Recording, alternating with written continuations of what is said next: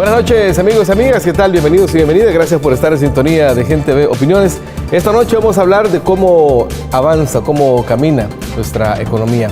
Es prácticamente una fotografía que vamos a hacer al final del año de cómo están los indicadores económicos de nuestro país. Para eso, ¿quién mejor que el presidente del Banco Central de Reserva? Bienvenido, doctor Óscar Cabrera. ¿Qué tal? Muy buenas noches, Luis. Pues un saludo a la población salvadoreña que en este momento probablemente regresa a sus hogares, ¿verdad? Vamos a estar dialogando sobre la situación económica salvadoreña y sobre todo perspectivas. Perfecto. La verdad es que la economía es un tema fundamental para cualquier país y desafortunadamente aquí en El Salvador, y me imagino que también en muchos países de América Latina, hay quienes dicen cualquier cosa sobre cómo está la economía del país. Hay quienes a veces se ponen a despotricar contra las medidas que se toman desde el gobierno o las medidas que se toman desde la ciudadanía y muchas veces no tienen fundamento, ¿cierto, doctor? Y es por eso que creemos necesario, importante, que usted esté bien informado y que conozcamos las cifras oficiales, porque son las que son al final las que se toman como referencia y debe ser así, porque son las que tienen fundamento científico, que tienen fundamento en toda esa teoría y toda esa práctica que desarrollan las instituciones especializadas. Vamos a ver un audiovisual que justamente nos habla de este tema, para tomarlo como punto de partida, ¿le parece, doctor? Muy bien. Veamos.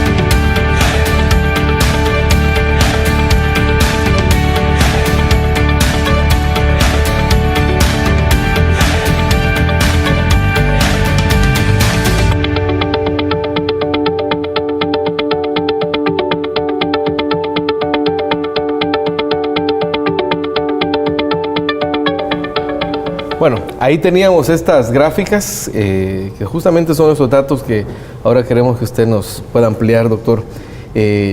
¿Cuál es la lectura que se puede hacer con los datos que se tienen hasta hoy del comportamiento económico durante 2017?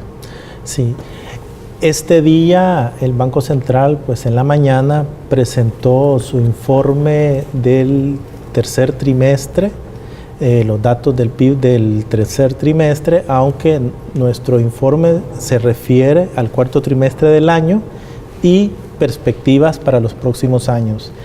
Lo que se registra en el PIB del tercer trimestre es una tasa de crecimiento de 2.4%.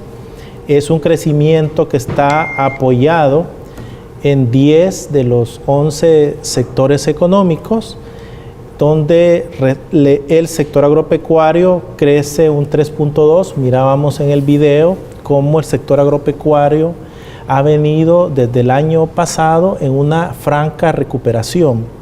A su vez, la industria manufacturera en el segundo trimestre de este año crecía 1.9%, ya va acelerando su crecimiento hasta 2.3%, y el sector electricidad, gas y agua ha venido mejorando su situación. Actualmente nos situamos, nos colocamos en menos 0.6%, veníamos de una desaceleración mucho mayor, y el sector construcción crece 2.9 de 2.2 que teníamos en el segundo trimestre de este año. Perdón, doctor, ese dato del sector construcción es muy importante, digo, porque es una de las industrias que genera más empleo, entiendo. Y las estadísticas que teníamos desde hace algunos años era que no había crecimiento, es más, decrecía, ¿verdad? Correcto, así es. Recordemos que en el 2009 la industria de la construcción cae menos 10%. Wow. Entonces viene de una franca recuperación de menos 10% a casi 3% positivo en este momento. Son casi 13 puntos que ha venido mejorando la industria de la construcción. El sector comercio, restaurantes y hoteles, que está relacionado con el sector turismo, crece 2.9%, y el sector financiero 2.8%. Continúa el sector bienes inmuebles y servicios prestados a las empresas como uno de los motores del crecimiento económico. Crece 3.9%, y acá yo creo que es bueno que nos detengamos a ver qué entidades forman parte de este sector.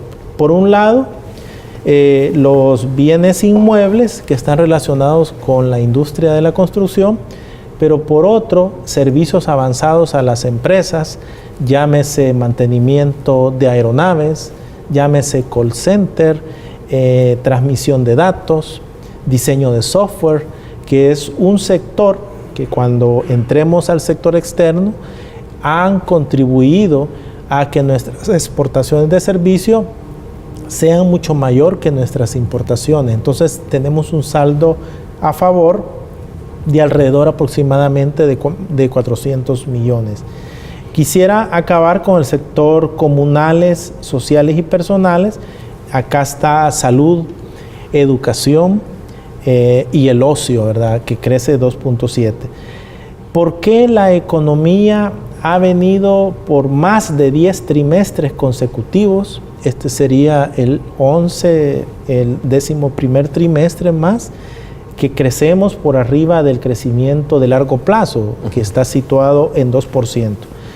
Estamos en un momento donde la economía salvadoreña tiene vientos de cola favorables, el entorno internacional es muy positivo, y tenemos dentro de este avión dos buenos motores. Por un lado mirábamos la oferta, sectores productivos, por el otro la demanda, que lo vamos a ir viendo. Pero antes veamos estos vientos de cola favorables. La economía mundial está creciendo 2.9 este año y se espera que crezca 3% pues el próximo año. También los Estados Unidos ha venido recuperándose. Las previsiones andan entre 2.2 y 2.5 este año, y para el próximo año entre 2.3 y 2.5.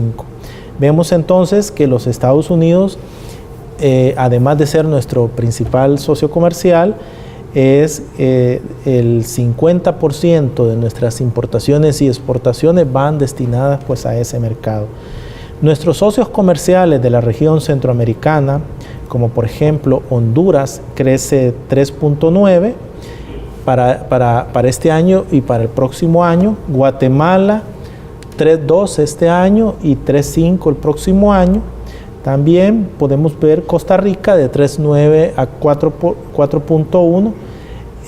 Vemos entonces que estamos en un entorno o en una fase cíclica donde nuestros principales socios comerciales están creciendo, y están creciendo a un ritmo vigoroso. Otra variable que yo creo que vale la pena que la población la conozca y que debemos de darle pues un monitoreo continuo, dado que los salvadoreños que viven y trabajan pues en el exterior envían más de 4.500 millones de remesas familiares, y me estoy refiriendo al mercado laboral norteamericano. La tasa de desempleo en los Estados Unidos está a los menores niveles. La tasa de desempleo es de 4.1 y la de desempleo hispano es del 4.7. Entonces hay que estar monitoreando continuamente la tasa de desempleo hispano. Sí, porque entiendo que cualquier cosa que sucede en Estados Unidos, sobre todo por la dolarización que ha sufrido nuestro país, hay un reflejo directo, ¿no? Correcto. Realmente es nuestro principal socio comercial y esto hace que el monitoreo sea continuo, no solo por parte de las instituciones del gobierno, sino también por las familias que tienen familiares, valga la redundancia, en los Estados Unidos. En el motor de los sectores económicos que yo me refería, ¿qué está detrás de ese crecimiento al tercer trimestre de 2.4 y que coincide con nuestra proyección del dato anual? Nuestras políticas públicas han sido certeras en ir mejorando la productividad laboral. La productividad del sector agropecuario este año crece 6.5%, la productividad laboral de la industria manufacturera crece 2.5%, y solo el heterogéneo sector servicios, su productividad se mantiene tablas, menos 0.1%. Entonces, vemos cómo todas las políticas, como la política de agricultura familiar, la política de fortalecimiento de la industria del café, la política de diversificación y transformación productiva, empiezan a generar brotes verdes, ¿verdad? Vemos que la productividad laboral está insuflando a los motores pues, de la oferta de los sectores productivos. Ahora, ahí me gustaría acotar algo y que nos lo explicara. Vamos a ver, para cualquier país desarrollar, fortalecer la agricultura, va más allá de los simples indicadores económicos.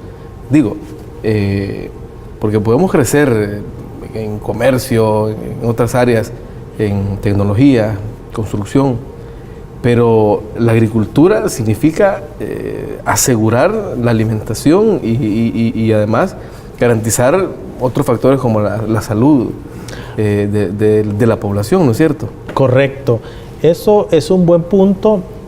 Acá, como Banco Central, no solo nos interesa cuál es la producción de bienes y servicios de la agricultura, nos interesa que esa oferta productiva también sea suficiente para la oferta, para la suficiencia agroalimentaria salvadoreña, para que la población pueda consumir frijoles, maíz, maicillo, arroz, café.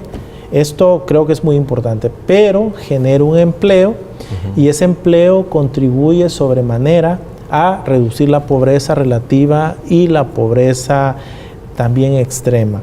Es por esta razón que el Banco Central ha venido apoyando la iniciativa del fortalecimiento de la producción del café.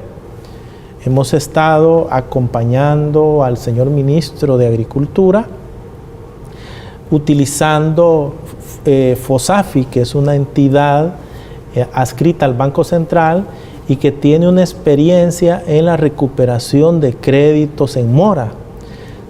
La Asamblea Legislativa aprobó la semana pasada una reforma de ley al FOSAFI, ¿verdad? Y esto consideramos que va a ser muy positivo para los productores de café, dado que va a manejar esta cartera pues morosa, pero al mismo tiempo vamos a proveer de créditos a más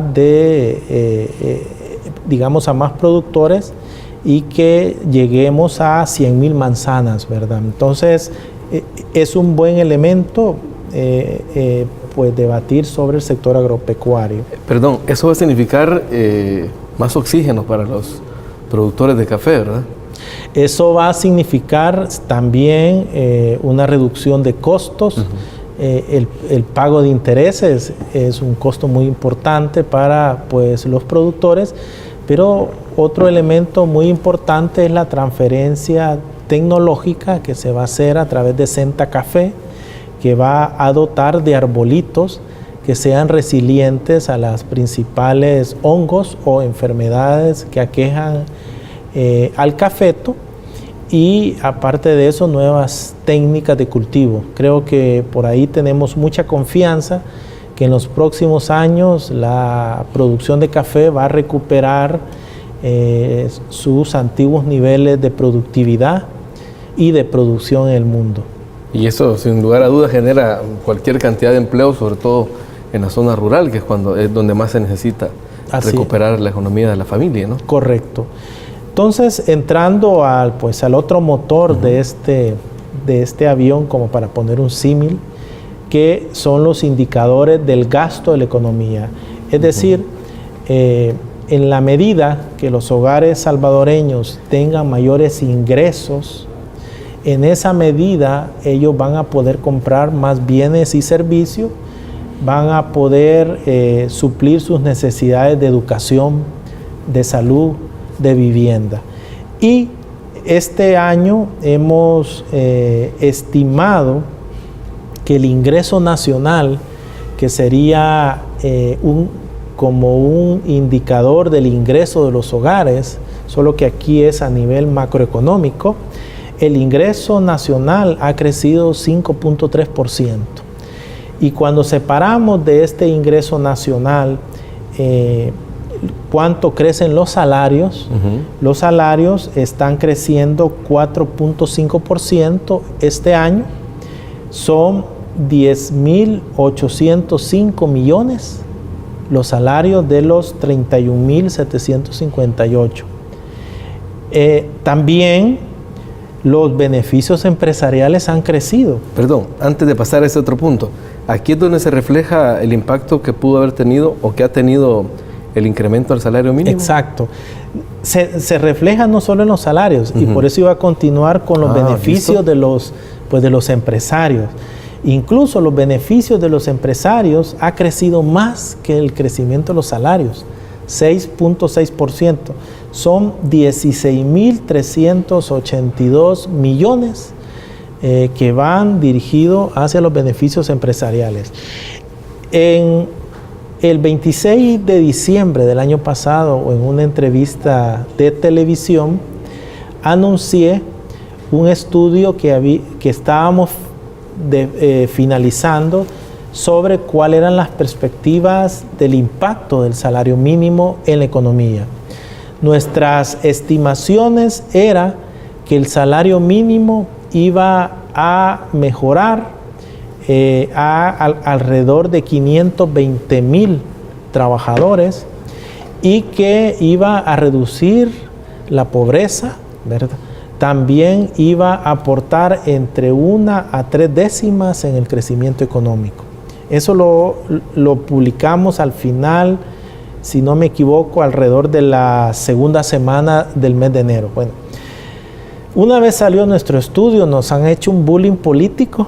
Terrible. En el cual algunos centros de investigación de derecha, gremiales, decían que el impacto del salario mínimo iba a ser catastrofista, ¿verdad? Se iba a perder empleos, la inflación iba a superar el 6%, o sea, íbamos a estar en un proceso inflacionista y el crecimiento económico iba a caer. Hace un mes publicamos el nuevo estudio ya para hacer un análisis del impacto que había tenido el salario mínimo.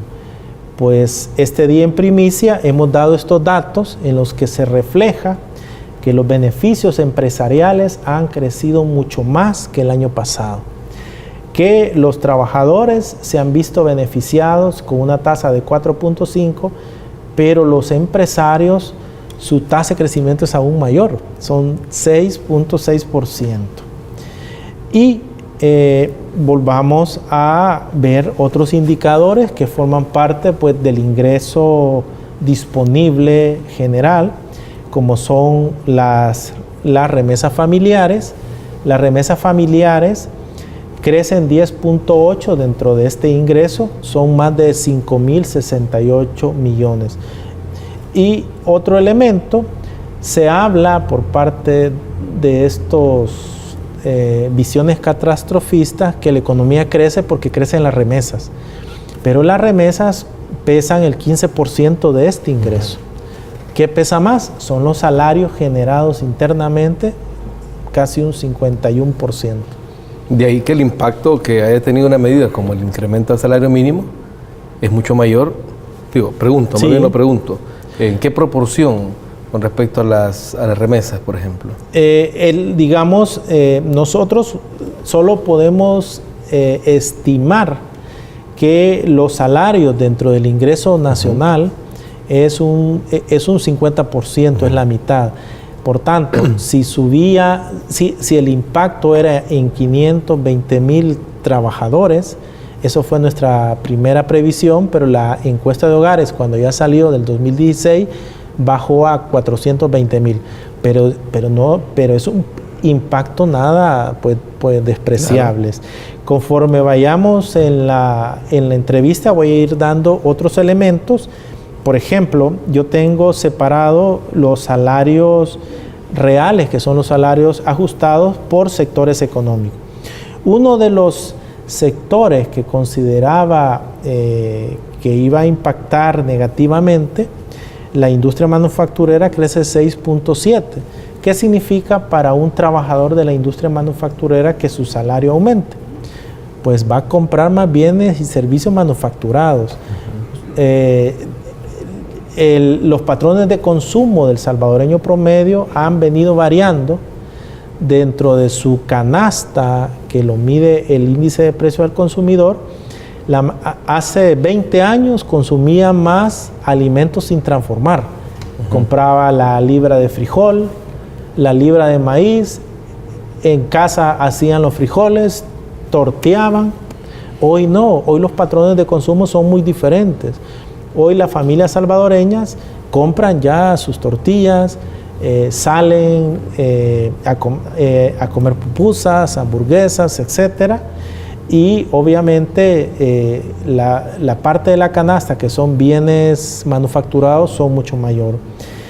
El sector construcción, su tasa de crecimiento de salarios es de 7.5%, el sector financiero 6.4% y el agro 3%. O sea, vemos cómo los salarios han crecido. También se nos acusaba que este incremento del salario mínimo iba a generar un incremento inusitado en los precios, que lo mide la inflación. Pues la inflación hasta noviembre en nuestras cifras es 1.7%. Es mayor la inflación de los Estados Unidos, 2.2%. Es un porcentaje totalmente manejable. Es un porcentaje de bajas tasas de inflación y que no erosiona el poder adquisitivo de los trabajadores salvadoreños. ¿Cómo se ha conformado el ingreso? Remesas familiares, salarios, pero también hay el crédito personal. El crédito ha crecido 4.3% hasta noviembre, de enero a noviembre, y los gastos de consumo del sector público no financiero están creciendo 2.6%. El crédito a las empresas, que esto creo que es muy importante, porque en la medida que el sector productivo reciba crédito, pues en esa medida no se estanca este proceso. Crece 6.7%. Nosotros monitoreamos una variable que es de gran interés, son las importaciones de bienes de capital. ¿Qué es esto? Es la compra de maquinaria y equipo que hacen las empresas. Y la compra de maquinaria y equipo de enero a noviembre ha crecido 7.2%. El año pasado era de 0.2%. Que esa es una señal inequívoca de que algo bueno está por venir. Y que en el futuro la inversión va a continuar expandiéndose. Los anuncios de inversión de enero a noviembre privada son 1.724 millones. En el mismo periodo del año anterior fueron 2.171. Donde sí hemos visto una desaceleración es en la inversión pública. La inversión pública de enero a noviembre ha caído menos 9%. Nuestra previsión es que a diciembre se recupere y alcance alrededor de menos 6%. Pero esto no es una buena noticia. Esto implica aprobar los préstamos en la Asamblea que se refieren a inversiones, carreteras, vecinales, pues... Y ahí tenemos un serio problema porque hay decisiones políticas, más bien electoreras, que están afectando esta toma de decisiones porque no tienen una visión de país, ¿verdad? Sí, sino que tienen correcto. una visión muy particular de cada sector al que representan algunos partidos políticos, específicamente el partido Arena, que representa a la derecha. Vamos a hacer una pausa, doctor. Hay tanto que hablar en este tema. Tenemos que ver el tema de los empleos, Exacto. las exportaciones y bueno, mucho más cuando vengamos aquí en Gente Ve.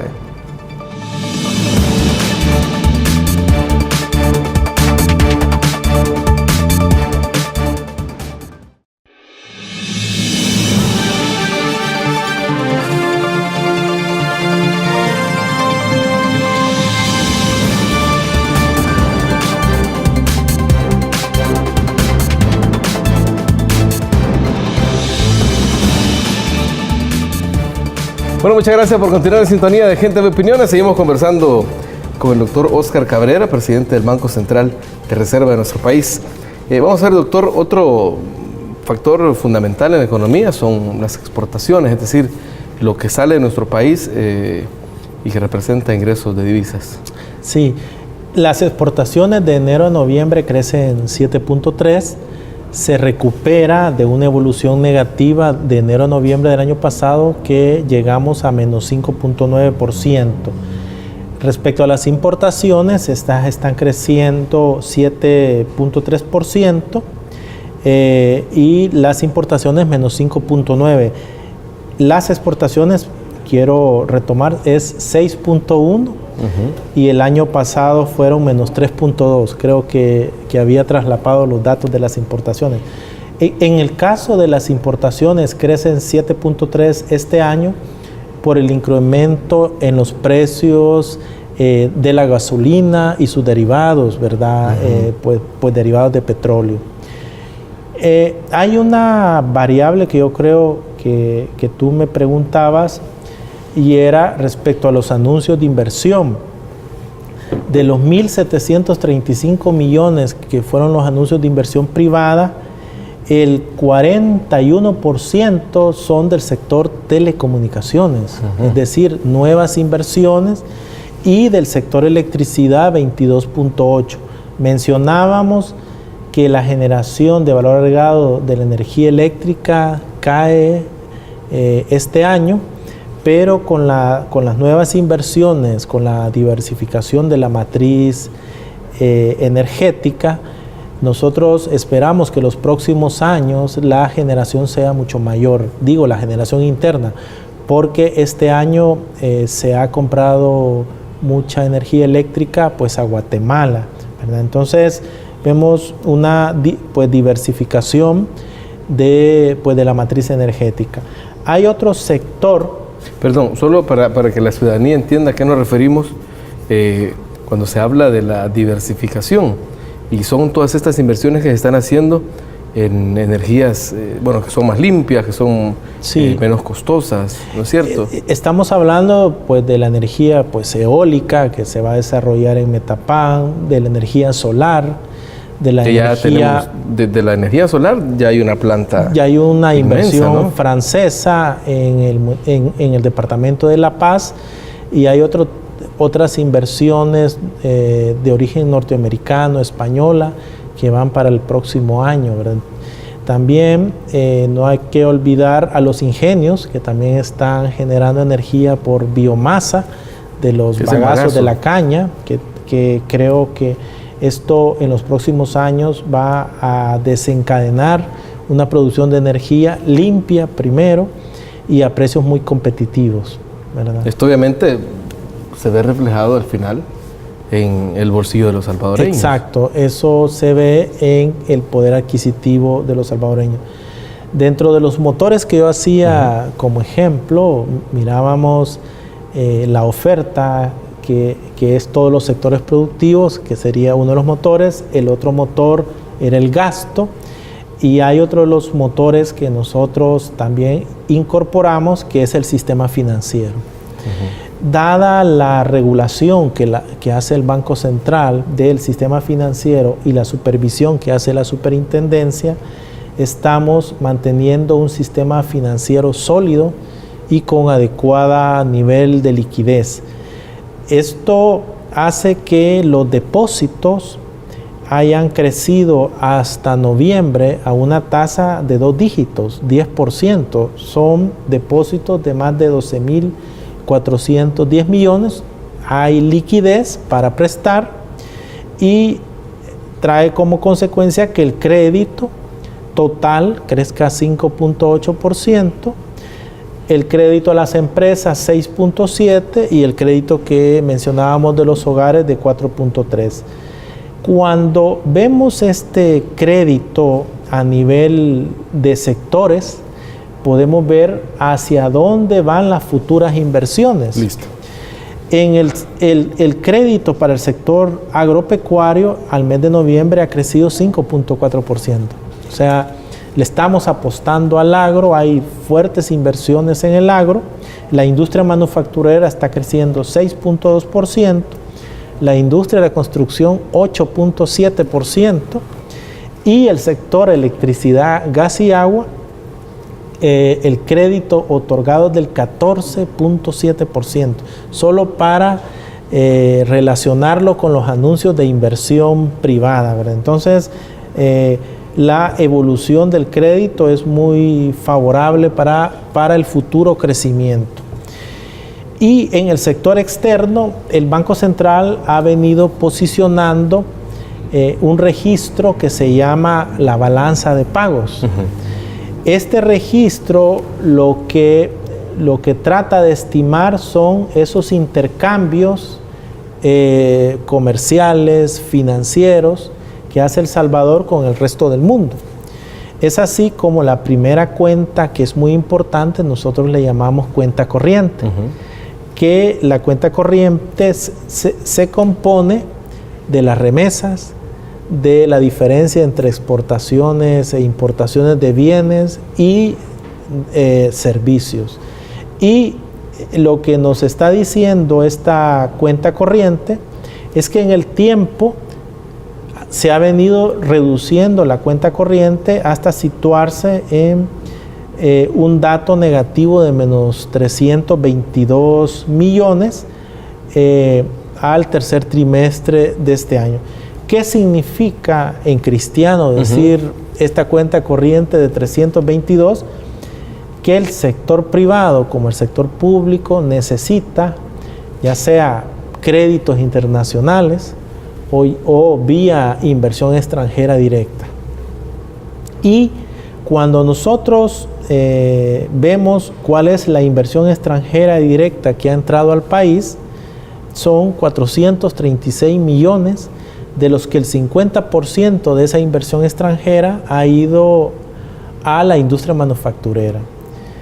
Esto creo que es una variable importantísima. Esta cuenta corriente que decíamos de 321 millones, las estimaciones que tenemos es el déficit público requiere 172 millones y el déficit privado requiere 149. Podemos ver en la cámara cómo las necesidades de financiamiento son mucho más bajas cada vez en el tiempo. O sea, este es un buen indicador que las condiciones de liquidez internas son suficientes, que no se requiere mucho endeudamiento externo. Es decir, podríamos decirlo que es como una especie de autosostenibilidad. Está diciendo que los niveles de liquidez son sostenibles para financiar las inversiones. Es correcto. Quisiera también abordar cuáles son las perspectivas económicas del Banco Central.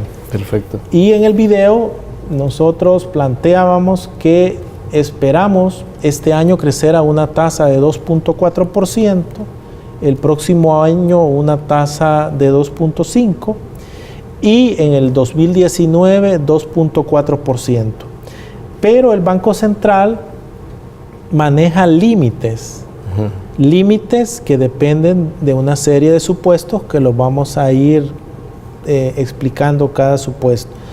Este año nuestro límite andaba entre 1.9 y 2.8%, pero vamos a crecer 2.4. Ese era como el piso y el techo, digamos. Exacto, ese era el piso y el techo.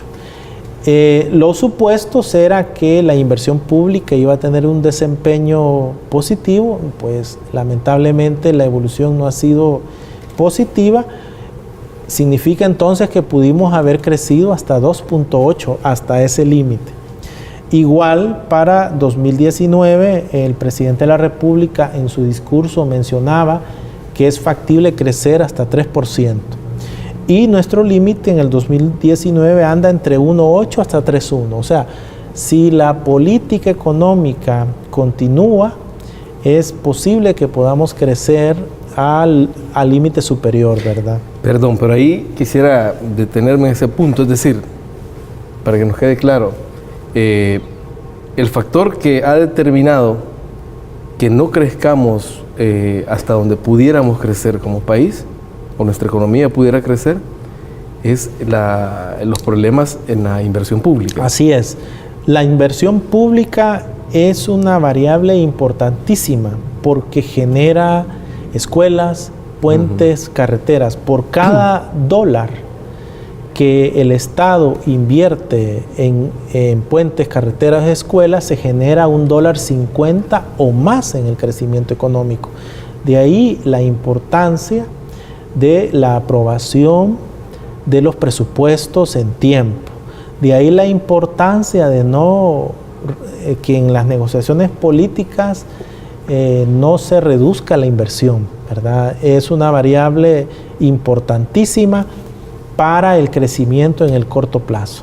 Es decir, cuando se toma la decisión de no apoyar el presupuesto general de la nación, no apoyar las inversiones que el Estado quiere hacer, y a esto me refiero cuando se piden, por ejemplo, financiamientos, bueno, hasta las donaciones han estado bloqueando, ¿verdad? Exacto. Lo que se impacta es justamente impacta en el la medida crecimiento donde económico. Se puede ver el impacto de eso, mejor dicho. Así porque es. al final el impacto es en el empleo, es en los beneficios que la población recibe de esas obras que se hacen. Correcto, porque 100 millones de dólares, por ejemplo, en un hospital, va a generar, por ese efecto multiplicador, más de 100 millones, 160, 200 millones. ¿Por qué? Porque viene el Estado y este hospital lo desarrolla empresarios privados que hacen la obra de la construcción. A los empresarios se les compra todo el equipamiento de un hospital. En fin, va generando una mayor, digamos, demanda en la economía porque se está gastando más. Es decir, desencadena otras actividades, ¿no? Y impacta en los sectores productivos, porque se le compra a diferentes sectores. Por ejemplo, el sector de la construcción, ahí se ve beneficiado por ejemplo, el Hospital de la Mujer, pongamos de ejemplo. La industria de la construcción se vio beneficiado cuando se construyó el edificio, pero también la industria manufacturera, el comercio que suplió los equipos médicos, y así podemos ir enumerando una serie de sectores productivos a los que benefició la construcción del Hospital de la Mujer. Y después no dejamos de lado la generación de empleo directo e indirecto, ¿verdad?, que da una obra de inversión pública.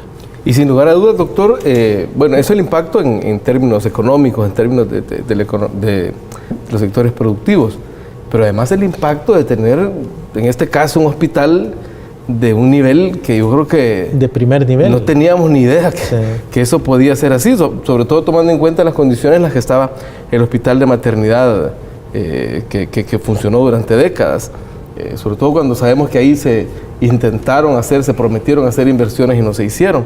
Y ahora tenemos una institución, tenemos una infraestructura y todo el equipo y los profesionales que ahí están, que elevan la calidad de vida. Exacto. De nuestras mujeres, de nuestras mamás, sí, de nuestras tías. Es decir, aparte de todos estos números que son igual importantes, el beneficio de ese apoyo social, ¿no?, que generan este tipo de inversiones, ¿no? Por eso desde el banco nosotros hemos venido insistiendo del efecto multiplicador que tiene el Estado a través de la inversión pública. Mirábamos ahí pues el Hospital de la Mujer, a través también del gasto corriente. En la medida que el Estado paga salarios a los trabajadores públicos, según la última encuesta de hogares, los trabajadores gastan el 86% de su salario. Si los trabajadores públicos gastan ese 86%, compran bienes y servicios de los sectores productivos. En la medida que el Estado compra bienes y servicios directamente, también se activa el proceso productivo. Por eso, desde el banco siempre hemos recomendado a ser juiciosos de no pegar un tijeretazo al presupuesto, así porque así, ¿verdad? Solo por motivos electorales o por motivos políticos. No. Por cada $1 de gasto corriente, y esas fueron investigaciones que se han presentado en el banco, por cada $1 de gasto corriente se genera $1.30 en el crecimiento económico. Es como lo que dice el Antiguo Testamento: creced y multiplicaos. Eso es la función que tiene el Estado a través de la ejecución del presupuesto.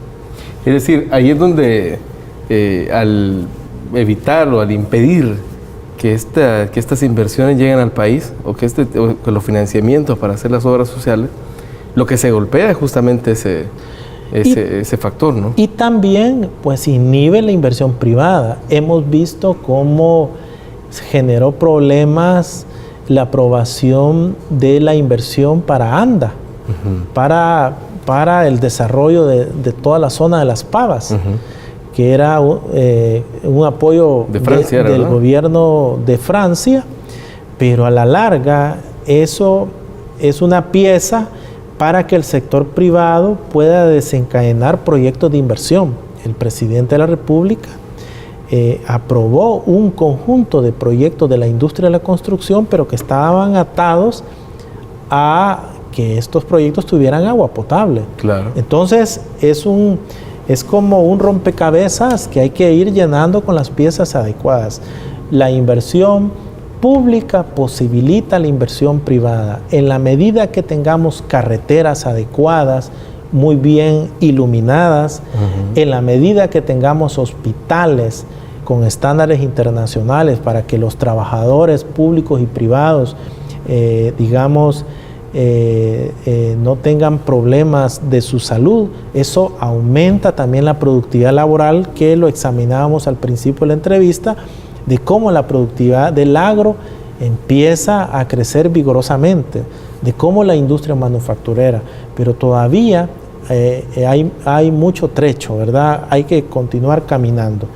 Y nuestras conclusiones en este informe fueron ¿Qué le parece, doctor, si hacemos una pausa y le entramos luego en el último bloque a las conclusiones? Con todo gusto. Tengo que ir a unos importantes mensajes para la ciudadanía. Venimos con más, estamos hablando de las perspectivas económicas de nuestro país con el presidente del Banco Central de Reserva.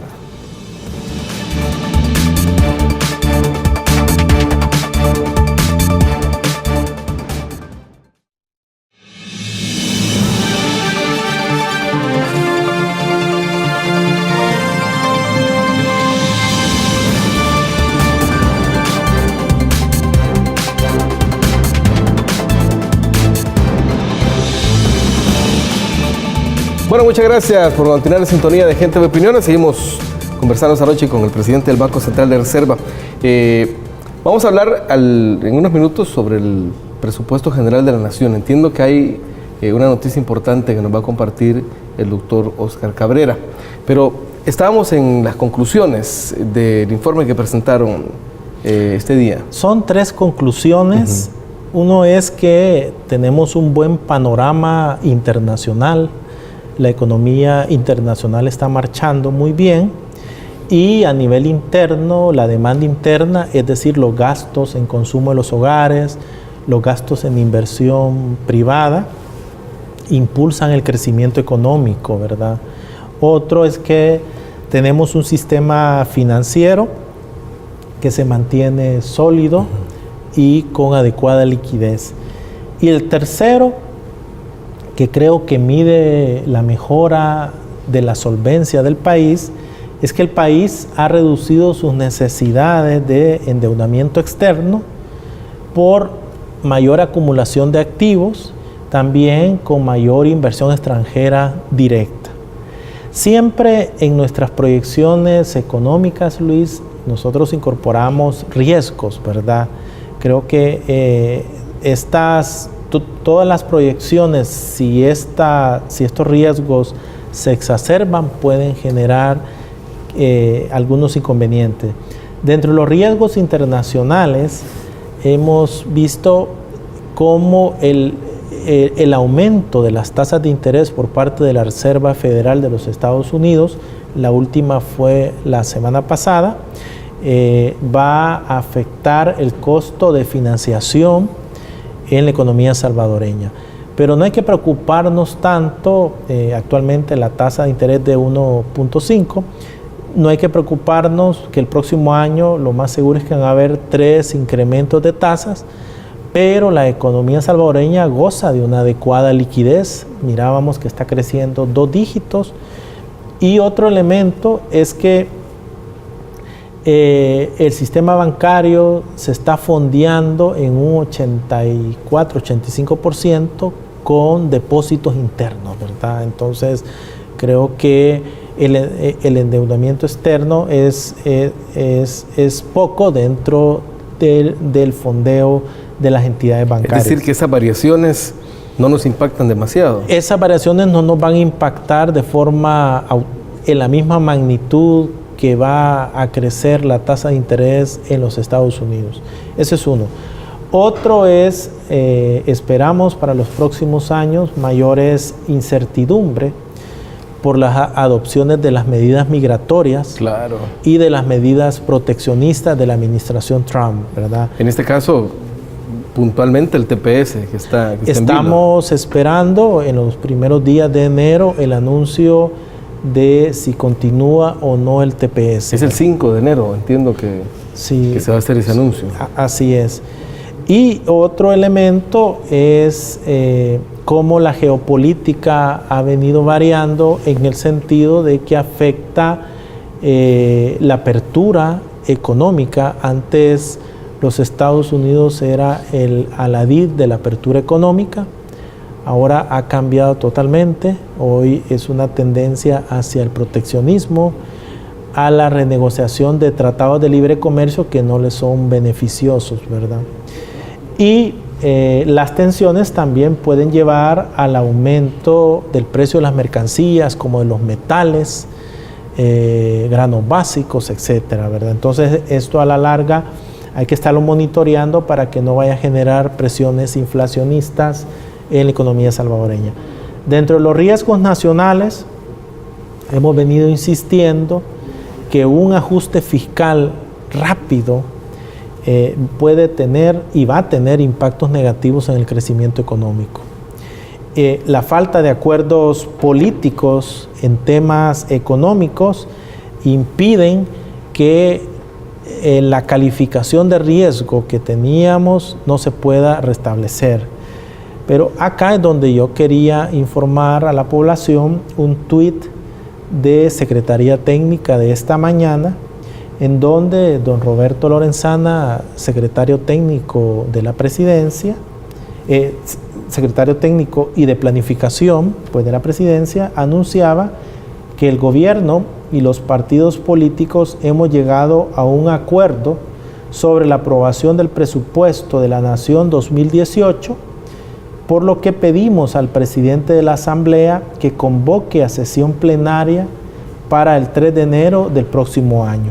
Esto es una muy buena noticia para el país y lo vamos a ver reflejado probablemente en los próximos días en la reducción de los precios de los bonos salvadoreños y en la reducción del riesgo país. Entonces creo yo que este es un buen regalo pues que vamos a tener. Sí, porque estábamos todos con la incertidumbre de que pues el país no cuenta con un presupuesto general de la Nación para 2018 aprobado, ¿no? Correcto. Y esto obviamente implica, ya hablábamos en los minutos anteriores, todo ese impacto negativo en muchas áreas del desarrollo económico, ¿no? Correcto.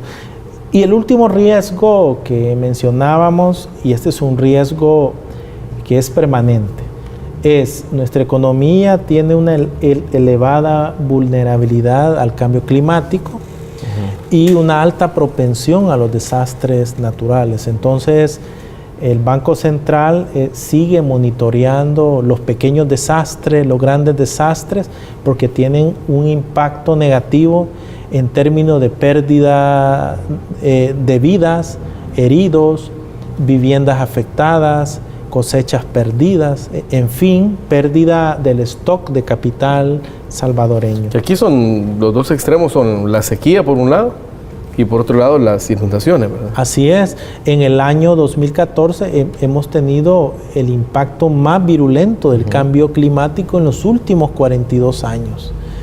Y por ello digamos, hay que estar monitoreando la vulnerabilidad al cambio climático. Y ahí lo podemos ver en que tuvimos desde 2009 con Ida, Ágata, Matthew, Stan, es decir, todas estas tormentas, hasta la 12E, que generaron inundaciones terribles en ese periodo. Y luego tuvimos como 4 años de pura sequía, ¿verdad? Exacto. Las estimaciones de pérdidas económicas entre 2000 hasta 2016 son de un 20% del Producto Interno Bruto, ¿verdad? Entonces, de ahí que el Banco Central está monitoreando esta variable, ¿verdad? Y sus impactos negativos en el crecimiento, en el ingreso de los hogares. ¿Qué estamos recomendando desde el Banco Central de Reserva? Consensuar un pacto nacional por el empleo y el desarrollo económico inclusivo. Nosotros consideramos que la política fiscal no es el fin en sí mismo. La política fiscal es una herramienta para generar empleo digno, es una herramienta para el desarrollo socioeconómico salvadoreño. Acordar una política de endeudamiento de largo plazo. Ya hay humo blanco para el presupuesto, pero ahorita viene otra pieza más y es acordar la política de amortizaciones del periodo 2019 al 2022. Implementar medidas pro crecimiento económicos que vayan enfocados al gasto público y a la inversión pública. Decíamos, el impacto de estas dos variables es crecer y multiplicados. Continuar fortaleciendo el rol regulatorio del Banco Central. El Banco Central, a través de reformas en la regulación, ha dado como consecuencia que el crédito al sector productivo se active. Y continuar alcanzando consensos políticos que permitan restablecer la calificación de riesgo. Consideramos que otra de las vías de reducción del costo de financiamiento es mejorando nuestra calificación y llegar al W+ que teníamos antes de estas sucesivas downgrade. No quisiera finalizar estas recomendaciones hablando de la importancia que ha tenido el incremento del salario mínimo y con la generación de empleo.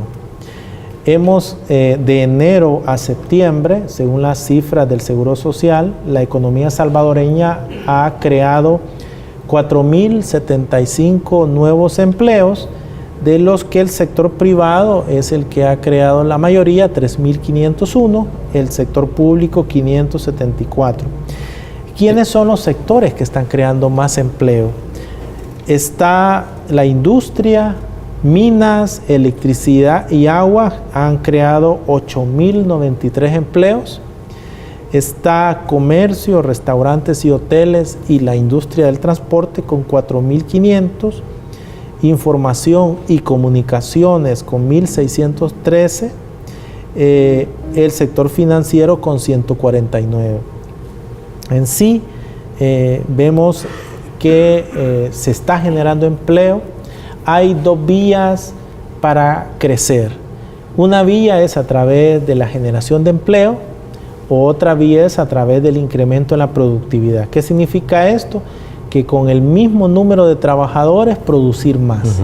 Y eso es cuando aumenta la productividad laboral. Y en este tema entiendo que le tuvieron que corregir la plana a la gente de la ASI, ¿verdad? Sí, en este tema ayer tuvimos una conferencia de prensa donde planteábamos que el moderno sistema de registro del Seguro Social nos da el número de trabajadores en planillas. Ese es la mejor medida para evaluar si se ha creado o no empleo. Y está los trabajadores cotizantes, que era la antigua estadística, pero que de hecho era un registro administrativo. Eso era necesario para el Seguro Social para ver quiénes de los patronos no habían pagado las cuotas. Era para otro uso, de sus trabajadores. Por eso digo, es un registro más de naturaleza administrativa, ¿verdad? Bueno, doctor, realmente ha sido enriquecedor. Yo aprendo un montón cada vez que usted viene. Por eso le estoy muy agradecido por compartir esto con la ciudadanía y espero tenerlo pronto por acá. Muchas gracias, Luis, y agradezco a Gente B y a la población salvadoreña que nos ha estado viendo. Gracias. Es importante que usted esté bien informado e informada. Por eso no se deje engañar. Usted tiene que evaluar bien quién le está informando como debe ser y quién le está mintiendo. Estamos en un periodo terrible preelectoral. Ya va a comenzar la campaña también. Y hay que estar ojo al Cristo, porque se dicen tantas cosas que son falsas. Y creo que como salvadoreños y salvadoreñas tenemos derecho a estar bien informados. Quédense con Gente B porque hay mucho más para todos y para todas. Pasen buenas noches.